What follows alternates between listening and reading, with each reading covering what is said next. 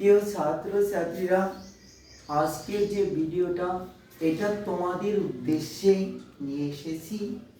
আজকের ভিডিওর বিষয় হচ্ছে একজন আদর্শ ছাত্রের গুণ।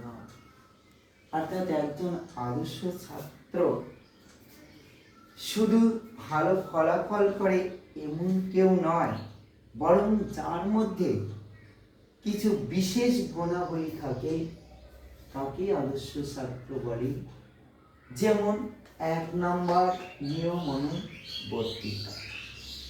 আদর্শ ছাত্র সব কাজ সময় মতো করে, সেই স্কুলে সময় মতো যায়, পড়াশোনা নির্দিষ্ট রুটিন মেনে করে এবং চলে, শৃঙ্খলা বজায় রাখে। সে শৃঙ্খলা বজায় রেখে চলে। 2 নম্বর হচ্ছে অধ্যবসায়। যে সে কঠোর পরিশ্রম ও ধৈর্যশীল হয়, কোনো বিষয় কঠিন হলেও বারবার চেষ্টা করে সে শেখে। 3 নম্বর হচ্ছে মনোযোগ ও একাগ্রতা। পড়াশোনার সময় মনোযোগ ধরে রাখা আদর্শ ছাত্রের অন্যতম গুণ। সে প্রয়োজনীয় কাজে সময় নষ্ট করে না। 4 নম্বর হচ্ছে ভদ্রতা ও নম্রতা। শিক্ষক, অভিভাবক, বড়দের সম্মান করা এবং সহপাঠীদের সঙ্গে ভালো ব্যবহার করা একজন আদর্শ ছাত্রের লক্ষণ।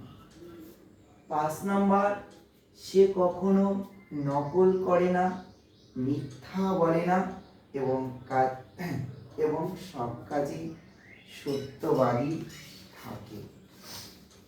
6 নম্বর, দায়িত্ববোধ।